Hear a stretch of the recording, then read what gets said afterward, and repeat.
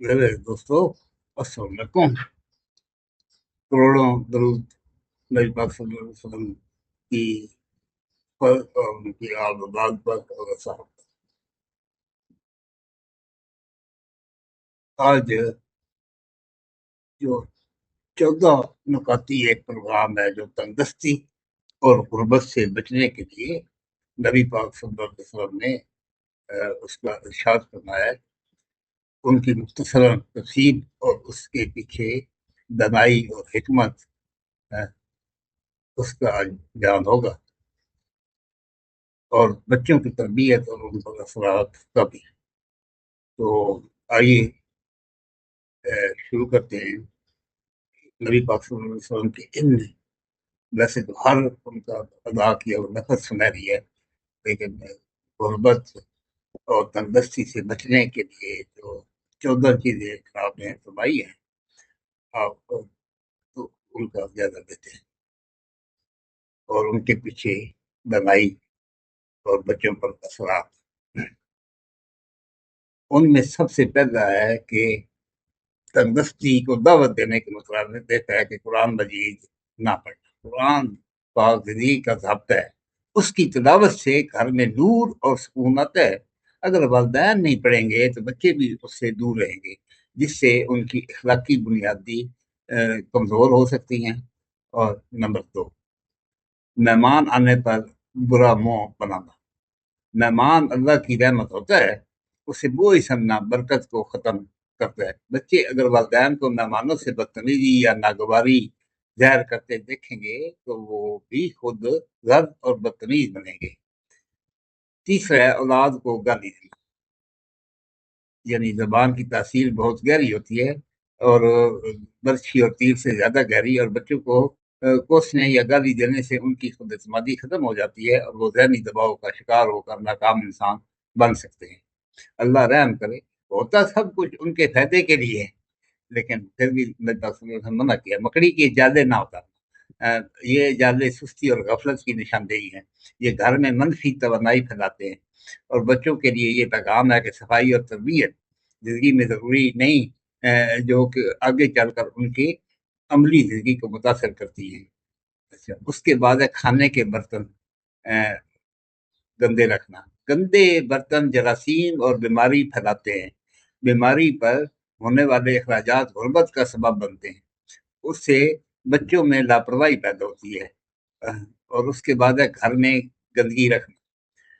सफाई निस्फ ईमान है। गंदगी से रहमत के फरिश्ते दूर होते हैं।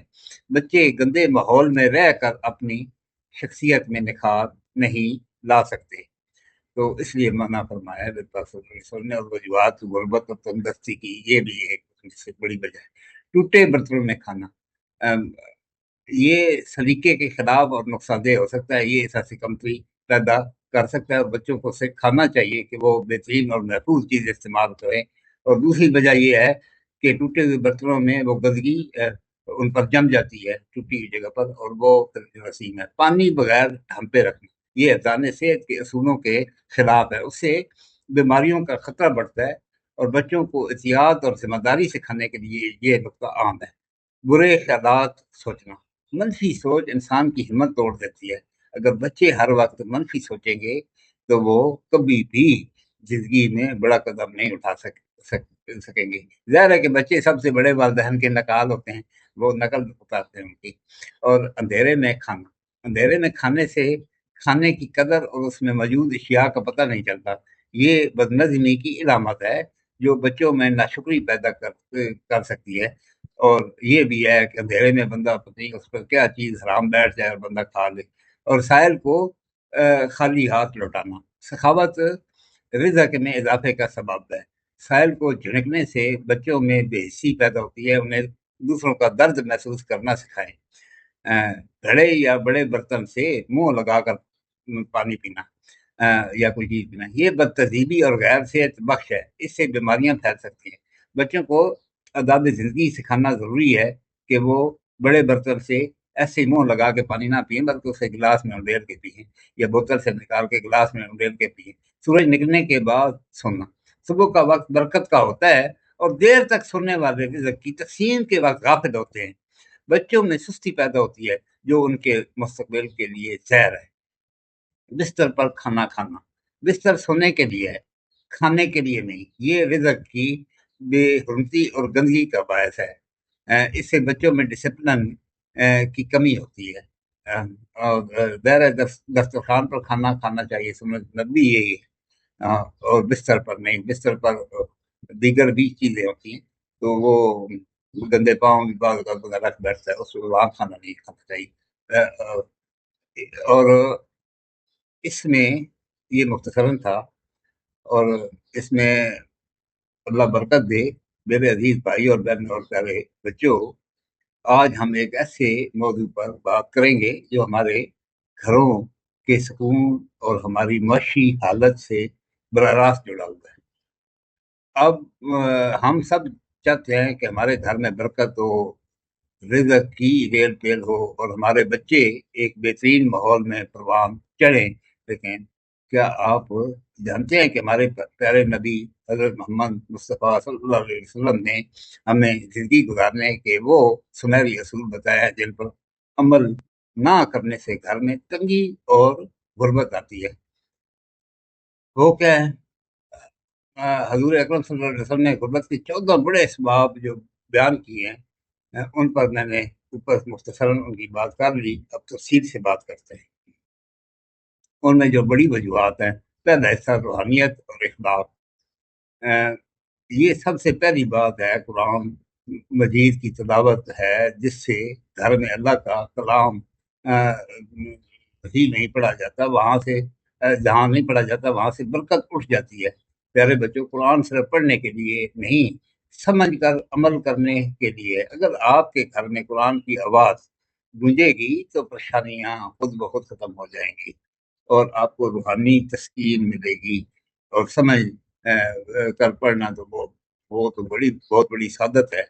پھر بات آتی ہے مہمانوں کی۔ ہمارے ہاں جب کوئی مہمان آتا ہے تو بعض اوقات ہم بوجھ محسوس کرتے ہیں، لیکن یاد رکھیں مہمان اپنا رزق ساتھ لاتا ہے۔ اگر ہم مہمان کو دیکھ کر برا منہ بنائیں گے تو ہم اللہ کی رحمت کو خود اپنے گھر سے رخصت کر رہے ہوتے ہیں۔ اپنے بچوں کو سکھائیں کہ مہمان کا استقبال مسکراہٹ سے کریں اور خوش دلی سے ان سے بات کریں۔ لیکن اور عام بات یہ ہے کہ اولاد کو گالی دینا ہے اور ان کو بددعائیں دینا۔ اکثر والدین غصے میں بچوں کو برا بھلا کہتے ہیں۔ یاد رکھیں ماں باپ کی دعا اور بد دعا دونوں بہت جلد قبول ہوتے ہیں، خاص طور پر والد کی بد دعا تو ایسی ہے، اللہ رحم کرے سب بچوں پر۔ اپنے بچوں کو الفاظ کے ذریعے زخمی نہ کریں، بلکہ انہیں پیار سے سمجھائیں۔ اور وہ اس کے بعد ہے صفائی اور صحت۔ اب بات کرتے ہیں اس ماحول کی جہاں ہم رہتے ہیں۔ کیا آپ نے کبھی سوچا ہے کہ مکڑی کے جالے یا گندے برتن غربت کا سبب بن سکتے ہیں؟ جی ہاں، صفائی کا سیدھا تعلق آپ کی صحت اور آپ کے رزق سے ہے۔ اگر گھر گندا ہوگا، برتن ڈھکے ہوئے نہیں ہوں گے، اور اس میں کھانے پینے کی چیزیں رکھی ہوں گی، یا پانی کھلا چھوڑا جائے گا تو بیماریاں جنم لیں گی۔ ظاہر ہے کھلے پانی پر مچھر، اور جب گھر کا کوئی فرد بیمار ہوتا ہے تو صرف پیسہ خرچ ہوتا ہے، نہ صرف پیسہ خرچ ہوتا ہے بلکہ کام کرنے کی ہمت بھی ختم ہو جاتی ہے۔ وہ اب بیماری میں کیسے اٹھ سکتا ہے جو گھر میں ہمارے گھروں میں تو ہوتا ہی اکثر ایک کمانے والا ہے، باقی سارے کھانے والے ہوتے ہیں۔ اس طرح ٹوٹے ہوئے برتنوں میں کھانا یا بستر پر بیٹھ کر کھانا بھی وہ عادات ہیں جو ہمیں سستی اور بے ترتیبی کی طرف لے جاتی ہیں۔ دیکھیں حکمت ہمارے سرور کائنات کی، اور اپنے بچوں کو سکھائیں کہ کھانے کے کچھ آداب ہیں۔ دسترخوان پر بیٹھ کر کھانا رزق کی عزت ہے، اور یہ عزت ہمارے گھر میں برکت لاتی ہے۔ بستر پر گندے پاؤں کے ساتھ بچے بھی بیٹھتے ہیں، بچے بعض اوقات وہاں کچھ کر بھی دیتے ہیں، تو وہ پھر خاص اس کا لحاظ رکھیں۔ ڈسپلن کیسے پیدا کرتا ہے؟ میرے پیارے دوستوں، کامیابی کا ایک بڑا راز وقت کی پابندی ہے۔ سورج نکلنے کے بعد سونا رزق کی تنگی کا ایک بہت بڑا سبب ہے۔ صبح کی تازہ ہوا اور وہ وقت جب اللہ رزق تقسیم فرماتا ہے، اور اس وقت سونا خود کو محروم کرنے کے برابر ہے۔ اپنے بچوں میں جلدی سونے اور جلدی جاگنے کی عادت ڈالیں۔ اب یہی تو بات انگریزوں نے سنبھال لی ہے۔ وہ 9-10 بجے سو جاتے، اور ہم نے کہ 2-2 بجے تک ادھر گپیں ہوتی ہیں. اور ایک اور عادت اندھیرے میں کھانا یا گھڑے سے منہ لگا کر پانی پینا یا کسی بڑے برتن سے. یہ چھوٹی چھوٹی باتیں ہمارے ڈسپلن کو ظاہر کرتی ہیں. جب ہم اندھیرے میں کھاتے ہیں تو ہم اس نعمت کو دیکھ نہیں پاتے جو اللہ نے ہمیں دی ہے. اور برتن سے منہ لگا کر پانی پینا دوسروں کے لیے کراہت اور بیماری کا باعث بن سکتا ہے. تو دوسروں کی دل لگاری ہوتی ہے ایسے. اور جو آخری حصہ ہے سوچ اور معاشرتی ذمہ داری، یہ زندگی پر بڑی اہمیت ہے اس کی. وہ کیا ہے؟ آخر میں اپنی سوچ کو مثبت رکھیں. برے خیالات اور منفی سوچ انسان کو عمل سے روک دیتی ہے. اور اگر کوئی اور آپ کے دروازے پر کچھ مانگنے آئے تو اس سے خالی ہاتھ نہ لوٹائیں. چاہے تھوڑا ہی دیں لیکن خوش دلی سے دیں اور سخاوت کی عادت ڈالیں. یہ سب کچھ ادھر ہی رہ جانا ہے. ہم نے خالی ہاتھ ہی اگلی دنیا کو سدھارنا ہے. یہ 14 باتیں صرف معلومات نہیں ہیں بلکہ خوشحال زندگی کا نقشہ ہے. اس پیغام کو دوسروں تک پہنچانا صدقہ جاری ہے. اللہ ہمیں ان تمام باتوں پر عمل کرنے اور اپنے گھروں کو برکت کا گہوارہ بنانے کی توفیق عطا فرمائے. آمین ثم آمین.